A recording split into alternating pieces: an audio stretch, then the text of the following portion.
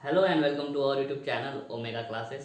दोस्तों आज हम पढ़ेंगे क्लास 11th इलेक्ट्रोस्टैटिक चैप्टर का नेक्स्ट टॉपिक जिसका नाम है इलेक्ट्रिक फ्लक्स। ठीक है, लेकिन इसको पढ़ने के लिए आज तक हमने इस चैप्टर में जो भी पढ़ा है उसको समझना बहुत ज़्यादा जरूरी है। ठीक है, जो प्री रिक्विजिट है आपका, जो पिछले पढ़ा है अपने पिछले वीडियोज़ में, वो थोड़ा याद करना जरूरी है। तो थोड़ा हम उसको रिवाइज कर लेते हैं। ठीक है, तो तभी आपको इलेक्ट्रिक फ्लक्स समझ में आ जाएगा। ठीक, तो ज्यादा पीछे भी नहीं जाएंगे, हम इलेक्ट्रिक फील्ड से स्टार्ट करते हैं। ठीक है, इलेक्ट्रिक फील्ड जो था हमने दो तरह से इसकी डेफिनेशन बनाई थी। पहली डेफिनेशन जो थी हमारी वो थी सिंपल कि एक चार्ज है, उसके अराउंड का एरिया। ठीक है, जितने एरिया तक वो चार्ज क्या कर सकता है, दूसरे चार्ज पे फोर्स लगा सकता है। दूसरा चार्ज जो होता है वो यूनिट पॉजिटिव चार्ज होता है या टेस्ट चार्ज होता है ना। एक चार्ज लेते थे, यहाँ पे रखते थे और इसके अराउंड का एरिया कि जब तक जहाँ पे अगर हम दूसरा चार्ज लेके आए, ये यूनिट पॉजिटिव चार्ज लेके आए, तो ये यूनिट पॉजिटिव चार्ज पे इस अपने मेन चार्ज में क्या लगाना चाहिए, फोर्स लगाना चाहिए।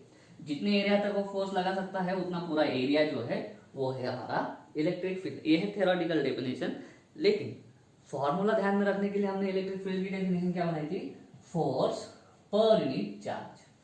ठीक है, अब ये पर यूनिट वाला चार्ज कौन सा, जिस पे फोर्स लग रहा है, जो लगा रहा है वो नहीं। ठीक है, जिस पे फोर्स लग रहा है। कूलम लॉ हमने पढ़ा, F इज इक्वल टू क्या, K Q1 Q2 upon R square. R मतलब Q1 और Q2 के बीच का डिस्टेंस, K मतलब कांस्टेंट, चलो वो भी लिख देता हूं मैं, 1/4 एप्सिलॉन जीरो। एप्सिलॉन जीरो कब, जब फ्री स्पेस या वैक्यूम हो, और हम कंसिडर करके चलते हैं कि फ्री स्पेस या वैक्यूम ही है। Q1 Q2 upon R square, यहाँ पे उसको डालते हैं 1/4 एप्सिलॉन जीरो। Q1 मतलब है कैपिटल Q, ठीक है, Q2 मतलब है स्मॉल q, दोनों के बीच का डिस्टेंस मान लो R, तो R स्क्वायर। ठीक है, इससे हमने फॉर्मूला निकाल लिया था, ये फोर्स हो गया। ठीक है, ये सिर्फ अपने क्या लिखा है, फोर्स, और अपॉन नीचे Q जिस पे फोर्स लगता है, तो अपन मैंने क्या कर दिया, Q जिस पे फोर्स लग रहा है, तो Q Q कट हो जाएगा, बचेगा क्या, Q/4/0 R स्क्वायर। ये था E। ये फॉर्मूला ध्यान में रखना बहुत जरूरी है पहले तो। ठीक है, नेक्स्ट जो टॉपिक होगा हमारा वो होगा गॉस लॉ। ठीक है, गॉस लॉ पढ़ने के लिए ये वाला फॉर्मूला आपको बहुत ज्यादा लगेगा। इलेक्ट्रिक फील्ड का नॉलेज चाहिए हमें, ठीक है, और फ्लक्स भी लगेगा, तभी हम गॉस लॉ जो है उसको पढ़ सकते हैं। तो पहले फ्लक्स पढ़ लेते हैं। ठीक, ये था इलेक्ट्रिक फील्ड। उसके बाद में हमने पढ़ा था कि इलेक्ट्रिक फील्ड वेक्टर क्वांटिटी है। ठीक है, मैग्नीट्यूड डायरेक्शन दोनों है, जो फोर्स की डायरेक्शन है वही डायरेक्शन किसकी होगी, वही डायरेक्शन इलेक्ट्रिक फील्ड की होगी। उसके बाद में, ठीक है, ये है उसका फॉर्मूला इलेक्ट्रिक फील्ड का, due two point charge, due two point charge. उसके बाद में हमने पढ़ा था इलेक्ट्रिक लाइंस ऑफ फोर्स, कल का ही टॉपिक है, मतलब लास्ट वीडियो वाला टॉपिक है, इलेक्ट्रिक लाइंस ऑफ फोर्स, या उसको दूसरा नाम भी था इलेक्ट्रिक फील्ड लाइंस। ठीक है, इलेक्ट्रिक फील्ड लाइंस या इलेक्ट्रिक लाइंस ऑफ फोर्स हमने डिटेल में पढ़ा है। क्या है, जो इलेक्ट्रिक फील्ड को रिप्रेजेंट करने के लिए, क्योंकि हमें दिखती नहीं है ना इलेक्ट्रिक फील्ड, अगर हमें कोई चीज समझनी है तो दिखना जरूरी है। दिखती नहीं है इलेक्ट्रिक फील्ड हमको, तो दिखती नहीं है तो एटलीस्ट हम उसको रिप्रेजेंट कर सकते हैं क्या, तो रिप्रेजेंट कर सकते हैं किससे, इलेक्ट्रिक फील्ड लाइन से या इलेक्ट्रिक लाइंस ऑफ फोर्स से। और उसकी प्रॉपर्टीज हमने पढ़ी थी। ठीक है, बहुत ज्यादा जरूरी है इलेक्ट्रिक फील्ड लाइंस को समझना। लास्ट वीडियो अगर आपने देखा नहीं है तो प्लीज देखो, ठीक है, आपको समझ में आ जाएगा। तो इसमें जो कुछ प्रॉपर्टीज थी इलेक्ट्रिक फील्ड लाइंस की, वो बहुत ज्यादा जरूरी थी समझना, और हमने समझी भी थी। क्या, पॉजिटिव चार्ज से स्टार्ट होती है, नेगेटिव पे एंड होती है। स्टार्ट या एंड जिस पे भी हो, ठीक है, वो कैसी होती है, नॉर्मली, मतलब परपेंडिकुलर होती है। कंडक्टर में से इलेक्ट्रिक फील्ड लाइन पास नहीं होती है, इसका मीनिंग क्या है कि कंडक्टर के अंदर इलेक्ट्रिक फील्ड जीरो होती है। इंसुलेटर से भी कंडक्टर में से पास हो सकती है। और दूसरा प्रॉपर्टी पढ़ा था बहुत ज्यादा कि density of electric field lines gives out the intensity of electric field at that point। इसका मतलब क्या, इसके लिए हमने लास्ट प्रॉपर्टी पढ़ी थी, है ना। मैंने एक चार्ज निकाला था यहाँ पे, ठीक है, यहाँ से electric field lines, positive charge है तो ऐसी फील्ड लाइंस पास हो रही है अवे फ्रॉम, ठीक है, पॉजिटिव चार्ज। ये नॉर्मल है, इस पॉइंट पे सारी ये क्या है, नॉर्मल है। ठीक है, तो मैंने बोला था कि यहाँ पे एक छोटा सा एरिया कंसिडर करते हैं और यहाँ पे उतना ही एरिया मैं कंसिडर करता हूँ। ठीक है, एरिया दोनों सेम है। ठीक है, ज्यादा मैंने इसको छोटा निकाल दिया, लेकिन चलो इतना बड़ा। तो ये दोनों एरिया क्या है, सेम है।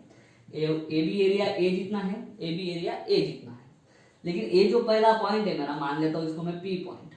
ठीक है, ये पी पॉइंट पे इंटेंसिटी बहुत ज्यादा है, क्योंकि एरिया में से ज्यादा इलेक्ट्रिक फील्ड लाइंस पास हो रही है। बहुत सारी इलेक्ट्रिक फील्ड लाइंस इस पर्टिकुलर एरिया में से पास हो रही है, यानी इस पॉइंट में से पास हो रही है। तो इस एरिया के अंदर का इंटेंसिटी जो है वो इंटेंसिटी क्या है, ज्यादा है। अब यहाँ पे कंसिडर करो, इतना एरिया कंसिडर करो, इतना एरिया मान लो बी एरिया है। बी एरिया ये जितना एरिया है इतना ही ये भी है, लेकिन इस एरिया में से ज्यादा फील्ड लाइंस पास हो रही है, इस एरिया में से सिर्फ 3 ही पास हो रही है।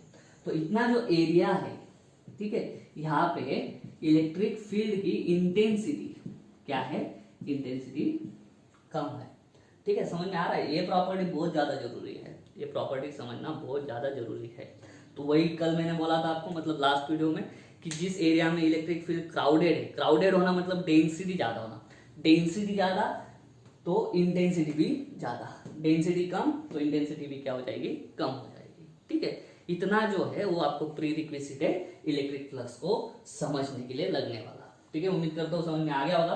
अभी हम देखते हैं इलेक्ट्रिक फ्लक्स को। चलिए, चलो अभी आपको इलेक्ट्रिक फील्ड और इलेक्ट्रिक लाइंस ऑफ फोर्स यानी इलेक्ट्रिक फील्ड लाइन समझ में आ गई है।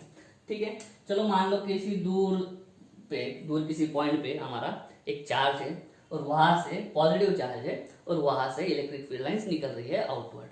मान लो वो इलेक्ट्रिक फील्ड ऐसी है, ऐसी। ये मैं एक यूनिफॉर्म इलेक्ट्रिक फील्ड दिखा रहा हूँ आपको, ऐसी है। ठीक है, अभी ये फील्ड लाइंस जा रही है, पहली लाइन, दूसरी लाइन, तीसरी लाइन। ये फील्ड लाइंस जो है यानी इलेक्ट्रिक लाइंस ऑफ फोर्स जो है वो हमको क्या रिप्रेजेंट करते हैं, वो हमको इलेक्ट्रिक फील्ड रिप्रेजेंट करते हैं। इलेक्ट्रिक फील्ड को रिप्रेजेंट करने के लिए इलेक्ट्रिक फील्ड लाइन हम यूज करते हैं। किसी इधर कोई चार्ज रखा होगा या किसी कारणवश यहाँ पे इलेक्ट्रिक फील्ड प्रोड्यूस हुई होगी, वो इलेक्ट्रिक फील्ड ऐसी है, इतने एरिया तक है, जितने दूर तक जाएगी इलेक्ट्रिक फील्ड की लाइंस, वहां तक क्या है, आपका इलेक्ट्रिक फील्ड प्रेजेंट है। उसका इंटेंसिटी कम या ज्यादा हो सकता है। अभी इलेक्ट्रिक फ्लक्स को पढ़ने के लिए हमको क्या करना पड़ेगा, एक टर्म लेनी पड़ेगी, एरिया। ठीक है, फील्ड है मतलब एरिया, और आपको मालूम है एरिया कौन सा क्वांटिटी है, एरिया एक वेक्टर क्वांटिटी है, एरिया एक वेक्टर क्वांटिटी है। ठीक है, स्केलर और वेक्टर अपन ने वीडियो अगर नहीं देखे होंगे तो देखो। ठीक है, प्लेलिस्ट में मिल जाएंगे इस चैनल के। ठीक है, क्लास 11 स्केलर एंड वेक्टर बोल के। ये सरफेस है, ये कोई एक सरफेस है, लेंथ है, ब्रेड्थ है, इसका एरिया आप कैलकुलेट कर सकते हो। इसका एरिया पूछा 5 मीटर है मान लो, लेंथ 4 मीटर है, ब्रेड्थ, तो 5 into 4, length into breadth, 20 metre square ये एरिया बोल गया। लेकिन 20 मीटर स्क्वायर ये क्या है, उसका मैग्नीट्यूड। अभी एरिया वेक्टर बोला तो डायरेक्शन भी आएगा, तो डायरेक्शन कैसे बताते हैं, तो हमेशा समझ के चलना, area vector is always perpendicular to area. ये जो लैमिना है, ये जो प्लेन सरफेस है, इसका जो एरिया है, ये जो सरफेस एरिया है, इसको हमारा एरिया वेक्टर आई मतलब डायरेक्शन, ये ऐसा परपेंडिकुलर होता है। ठीक है, हमेशा अगर ऐसा परपेंडिकुलर होगा या तो ऐसा परपेंडिकुलर होगा, हमेशा area vector is always perpendicular to area. ये बात आपको समझ में रखना है। ठीक है, हमेशा। और एरिया को वेक्टर मानना ये बहुत ज्यादा जरूरी हो जाता है पूरा फिजिक्स फर्स्ट में भी और फिजिक्स सेकंड में ही। ये आपके बहुत सारे कैलकुलेशंस जो है वो आसान कर देता है। ठीक है, यहाँ पे भी बहुत हेल्प लगेगी हमको गॉस लॉ पढ़ने के लिए। ठीक है, तो बात समझ के चलो कि एरिया वेक्टर परपेंडिकुलर होता है। अगर एरिया हमारा ऐसा है तो उसके हिसाब से हमारा एरिया वेक्टर भी रोटेट होगा। हमेशा ये वेक्टर इस एरिया को परपेंडिकुलर होना चाहिए। एरिया अगर ऐसा है तो एरिया वेक्टर ऐसा, एरिया अगर ऐसा है तो एरिया वेक्टर ऐसा, हमेशा परपेंडिकुलर। तो मान लेते हैं कि इलेक्ट्रिक फील्ड लाइंस ऐसी जा रही है, और एक बीच में एरिया खड़ा कर दिया मैंने, ये बीच में मैंने एरिया खड़ा कर दिया। ठीक है, ऐसा। तो इलेक्ट्रिक फील्ड लाइंस आ रही है, ठीक है, इधर से भी आ रही है, बहुत सारी जगह से ऐसे आ रही है। तो इस एरिया से मान लो अभी ये कंडक्टर नहीं है, इस एरिया के अंदर से हमारी इलेक्ट्रिक फील्ड लाइंस क्या हो सकती है, पास। कंडक्टर में से तो पास नहीं होती है, तो कंडक्टर के अलावा दूसरा पकड़ के चलते हैं। ठीक है, तो इस एरिया में से इलेक्ट्रिक फील्ड लाइंस पास हो गई। तो मान लो ये एरिया मैंने रख दिया ऐसा, ड्राइंग थोड़ी खराब हो सकती है, ठीक है, लेकिन समझ के चलो, ये एरिया मैंने ऐसा रख दिया, ठीक है। अभी इस एरिया में से क्या है, एरिया में से फील्ड लाइंस हमारी पास हो गई। तो एरिया मैंने कितना बोला आपको, चलो नंबर के हिसाब से करते हैं, 20 मीटर स्क्वायर, 5 मीटर लेंथ थी और ये 4 मीटर ब्रेड्थ थी, 20। मैं अगर सिंपल बताता हूँ, टोटल लाइंस अगर मैंने कैलकुलेट की, मान लो इसमें से 60, कितनी लाइंस हो गई ये पास, ऐसी कितनी लाइंस है 60। ये सिर्फ मैं एक ही दिखा रहा हूँ, ठीक है। इधर के साइड भी है, इधर के साइड भी है, मतलब पूरा 3D है। ऐसे बहुत सारा बंडल आ रहा है, ठीक है, लाइंस का क्या आ रहा है, बंडल आ रहा है। वो बंडल पास हो गया, कितनी लाइन पास होगी, टोटल लाइंस 60 पास हो गई, ठीक है। तो ये जो टोटल लाइंस पास होती है ना, उसी को फ्लक्स बोलते हैं। एकदम अगर हमें समझना है एकदम आसान तरीके से, तो जो भी एरिया है कितना है उससे हमें लेना देना नहीं है, टोटल कितनी लाइन पास हो रही है उस एरिया में से, एरिया कितना भी हो, सब लाइंस गिन लो, जितनी भी लाइंस है, टोटल लाइंस, वो क्या है हमारा फ्लक्स है, वो क्या है हमारा फ्लक्स है। और अभी पीछे आओ, हमने पढ़ा था कि कितने एरिया में से कितनी लाइंस पास होती है, वो हमको क्या बताता है, वो हमको बताता है इंटेंसिटी। अभी यहाँ पे मैंने लिखा था density of electric field lines. Density मतलब क्या, डेंसिटी का एक पुराना फॉर्मूला मालूम है, मास अपॉन वॉल्यूम, वो अलग चीज के लिए। यहाँ पे density of electric field lines मतलब क्या, कि कितने एरिया में से कितनी इलेक्ट्रिक फील्ड लाइंस पास हो रही है, कितनी फील्ड लाइंस पास हो रही है। अगर ज्यादा फील्ड लाइंस पास है तो इंटेंसिटी ऑफ इलेक्ट्रिक फील्ड ज्यादा, अगर कम लाइन पास हो रही है तो इंटेंसिटी ऑफ इलेक्ट्रिक फील्ड कम। ये बात समझ के चलो। तो अगर हमने लाइंस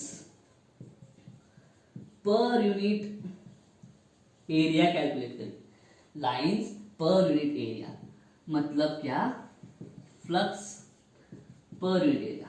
मैंने बोला टोटल लाइंस कितनी है 60, तो हमको देखो simple unity method, 20 metre square में से कितनी जा रही है 60 लाइन, तो 1 मीटर स्क्वायर में से कितनी जाएंगी 60/20 इज इक्वल टू 3 लाइंस।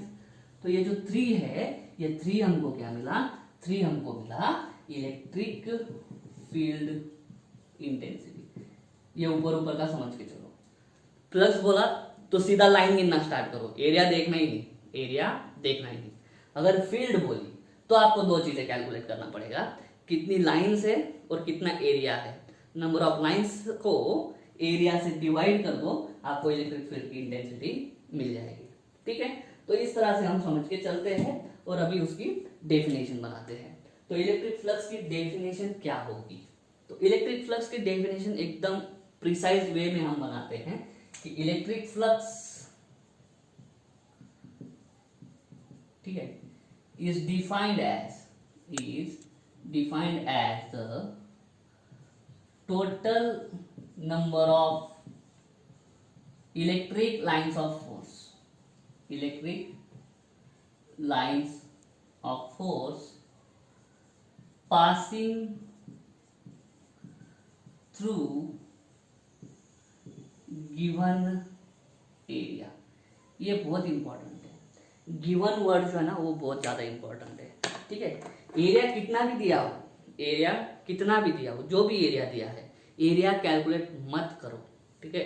सिर्फ और सिर्फ उस एरिया में से कितनी इलेक्ट्रिक फील्ड लाइंस पास हो रही है वो कैलकुलेट करो, इलेक्ट्रिक फ्लक्स आपको मिल जाएगा, ठीक है। अभी देखो मैं इलेक्ट्रिक फील्ड की डेफिनेशन बनाता हूँ, इलेक्ट्रिक फील्ड इंटेंसिटी। देखो मैं क्या लिखता हूँ, same electric field is defined as, electric field is defined as the total number of electric lines, ठीक है, of force passing through unit area। ये बोर्ड पे लिखने का रीजन यही है कि आपको क्लियर हो, ठीक है। गिवन एरिया मतलब जितना भी एरिया दिया है उस पूरे एरिया में से जितनी लाइंस पास हो रही है वो कैलकुलेट करो, हो गया फ्लक्स खत्म। लेकिन अगर आपको electric field intensity electric field intensity calculate करना है तो आपको टोटल एरिया नहीं कंसिडर करना है, आपको यूनिट एरिया कंसिडर करना है, यूनिट मेथड आपको यूज करना है। ठीक है, अगर इतने एरिया में से 100 फील्ड लाइंस पास हो रही है तो यूनिट एरिया पर यूनिट एरिया एक यूनिट एरिया में से कितनी फील्ड लाइंस पास होगी वो निकालना, मतलब क्या निकालना, हमारा इलेक्ट्रिक फील्ड इंटेंसिटी निकालना। ठीक है, given area flux unit area electric field intensity. ठीक है, तो हम क्या करते हैं, डेफिनेशन तो बना ली। ठीक है, तो इलेक्ट्रिक फील्ड इंटेंसिटी क्या है, number of lines of force per unit area. तो number of lines of force is equal to electric field into area, area divide by इधर जाके मल्टीप्लाई होगा।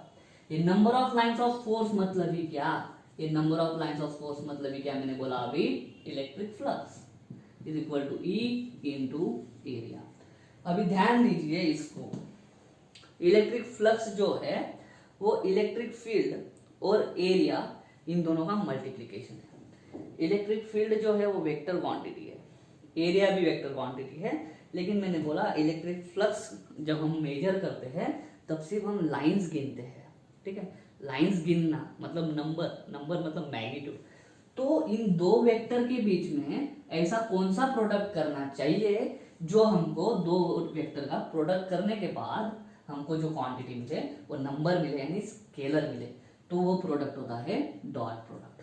ठीक है, scalar vector chapter class 11 playlist में है, स्केलर प्रोडक्ट या dot product बोल के सेपरेट वीडियो देख सकते हो आप। ठीक है, तो electric field into area vector जो होता है वो क्या होता है, एस। ठीक है, आपके बुक में क्या बोला है मैं बोलता हूँ। ठीक है, अगर आपका छोटा सा एरिया डिनोट करते हैं अपन ds से। ठीक है, बड़ा वाला एरिया डिनोट करते हैं s से। छोटा वाला एरिया जो है वो वाला एरिया, ठीक है, उसको हम लिखते हैं ds वेक्टर। थोड़ा अभी क्या है, मैंने बोला आपको कि जो एरिया वेक्टर है, एरिया वेक्टर हमेशा एरिया को परपेंडिकुलर होना चाहिए। मान लो फील्ड लाइंस ऐसी जा रही है, ठीक है, आपको स्केलर प्रोडक्ट भी यहाँ पे थोड़ा समझ में आ जाएगा। और मैंने एरिया अभी ऐसा लिख दिया, ठीक है, एरिया जो पहले हमारा यहाँ पे इस केस में फील्ड लाइंस ऐसी थी, ठीक है, और एरिया ऐसा था। ठीक है, इसको परपेंडिकुलर हमारा एरिया वेक्टर भी ऐसा। ध्यान दीजिए, इलेक्ट्रिक फील्ड लाइंस की डायरेक्शन भी ऐसी, ये भी ऐसा। ठीक है, ये पहले केस में क्या है, ई बार की डायरेक्शन और एरिया वेक्टर की डायरेक्शन, दोनों की डायरेक्शन क्या है, सेम है। लेकिन अभी यहाँ पे देखो, इलेक्ट्रिक फील्ड लाइंस ऐसी हॉरिजॉन्टल है और हमारा जो एरिया है वो ऐसा है, एरिया भी कैसा है, ऐसा है। तो एरिया वेक्टर कैसा होगा, इसको परपेंडिकुलर, तो ऐसा होगा। ठीक है, एरिया वेक्टर ऐसा होगा। तो एरिया वेक्टर क्या होगा, एरिया वेक्टर अगर मैं यहाँ पे निकालूं तो ऐसा होगा। तो ये जो है हमारी इलेक्ट्रिक फील्ड की डायरेक्शन है, ये वाली, और ये वाली जो डायरेक्शन है वो किसकी डायरेक्शन है, ये है हमारी एरिया वेक्टर की डायरेक्शन। तो इलेक्ट्रिक फील्ड और एरिया वेक्टर, इनके बीच में एंगल कितना है, थीटा है। ठीक है, तो अभी हमको पता चलेगा कि अगर इस छोटे से एरिया में हमको फ्लक्स निकालना है, कौन सा फ्लक्स, छोटा सा फ्लक्स। एरिया छोटा है तो लाइन भी कम पास होगी, तो लाइन पास होगी मतलब कम पास होना मतलब फ्लक्स का कम, फ्लक्स का कम होना मतलब क्या, छोटा सा फ्लक्स। छोटा सा फ्लक्स कितना होगा, इलेक्ट्रिक फील्ड इनटू, अभी यहाँ पे मैं करता हूं थोड़ा, ds cos थीटा। ठीक है, क्योंकि क्या है, अगर मैं इस ds का एक कंपोनेंट निकालूंगा, फील्ड तो हमारी ऐसी पास हो रही है, फ्लक्स तो हमारा ऐसा पास हो रहा है, लाइंस जाना मतलब फ्लक्स जाना, लाइंस जाना मतलब फ्लक्स का जाना, लाइंस का पास होना मतलब फ्लक्स का पास होना। तो फ्लक्स तो हमारा ऐसा जा रहा है, ठीक है, लेकिन हमको एरिया वेक्टर तो ऐसा दिख रहा है, तो हम क्या करेंगे, ये थीटा है ना इधर, ये ds, तो ये ds वेक्टर का हम एक कंपोनेंट ढूंढेंगे, और ये कंपोनेंट कौन सा होता है, ds cos थीटा। हमको मालूम है एक ऐसा रहेगा, ये वाला, ये वाला कंपोनेंट होता है ds cos थीटा, ये वाला होगा ds sin थीटा। लेकिन इलेक्ट्रिक फील्ड के डायरेक्शन में जो कंपोनेंट है वो कौन सा होता है, ds cos थीटा। तो इन दोनों का क्या कर देंगे हम, multiplication, e into ds cos theta. तो ये d फाई हो जाएगा e बार डॉट ds बार। अभी ऐसा क्यों, क्योंकि हमने स्केलर वेक्टर चैप्टर में पढ़ा है a bar dot b bar is equal to A B cos theta. तो A B cos theta, A B cos theta, A bar B bar, A bar B bar, ठीक है। इस तरह से अगर हमको बड़ा वाला टोटल फ्लक्स निकालना है तो छोटे से फ्लक्स को इंटीग्रेट कर दो, छोटे से फ्लक्स को इंटीग्रेट करो। ये डी फाई मतलब डेरिवेटिव वाला और इंटीग्रेशन, डेरिवेटिव और इंटीग्रेशन एक दूसरे के दुश्मन होते हैं, उल्टे होते हैं। मतलब इंटीग्रेशन डेरिवेटिव को कैंसिल कर देता है और डेरिवेटिव इंटीग्रेशन को कैंसिल कर देता है। तो बड़ा वाला फ्लक्स कितना, फाई। तो यहाँ पे इसको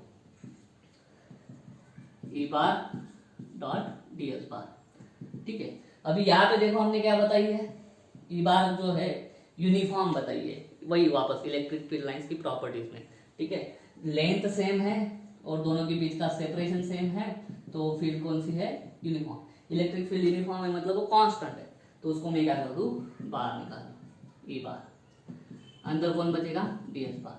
छोटा सा एरिया का इंटीग्रेशन, छोटे से एरिया का इंटीग्रेशन, डी और इंटीग्रेशन, डेरिवेटिव इंटीग्रेशन कैंसल, ई बार डॉट एस बार। तो देखो यही आया, ठीक है। वही ये आपके बुक के हिसाब से है, ठीक है। नीचे का दिख रहा है आपको, ओके। तो इस तरह से हम क्या कर सकते हैं, इस तरह से हम इलेक्ट्रिक फ्लक्स को लिख सकते हैं। चलो अभी यूनिट निकालते हैं फ्लक्स का, क्या है, electric field into area, electric field into area. Electric field का यूनिट क्या है मालूम है आपको, वोल्ट पर मीटर, है ना, प्रैक्टिकल वे में पढ़ा था। और एरिया क्या होता है, मीटर स्क्वायर। एक मीटर कट हो जाएगा, यूनिट आ जाएगा volt into metre, volt metre, ठीक है। इसका डायमेंशन भी आप निकाल सकते हो, घर पे ट्राई करना डायमेंशन कैसे निकालता है। अगर आता नहीं है डायमेंशन निकालना तो कमेंट करिए, ठीक है। फिर नेक्स्ट वीडियो में हम डायमेंशन निकालेंगे, ठीक है। गर्मी बहुत है, गॉस लॉ लेना था लेकिन वो लेंगे हम नेक्स्ट लेक्चर में। उम्मीद करता हूँ आपको समझ में आ गया होगा कि इलेक्ट्रिक फ्लक्स होता क्या है। इलेक्ट्रिक फ्लक्स एक स्केलर क्वांटिटी है, ठीक है। गिवन एरिया में से जितनी भी फील्ड लाइंस है, सिर्फ फील्ड लाइंस काउंट करो, एरिया कैलकुलेट करने की जरूरत है नहीं, सिर्फ फील्ड लाइंस काउंट करो, वही फ्लक्स है। हाँ, लेकिन अगर आपको इलेक्ट्रिक फील्ड इंटेंसिटी निकालना है तो जितनी फील्ड लाइंस है उसको एरिया से डिवाइड कर दो, ठीक है।